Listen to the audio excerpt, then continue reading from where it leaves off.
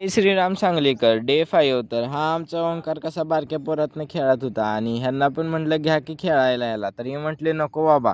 मग काय डिझेल टाकाय गेलो की डिझेल टाकल्यावर तुम्हाला माहीतच आहे अहिल्याची ओळख जयंती होती, तर कशी ज्योत घेऊन पळालती सगळेजण. तर गेलो की संजय नगरमध्ये आणि कसं ढोल वाजवत कशी मूर्ती आणालते. मग काय नुसता आवाज बघा.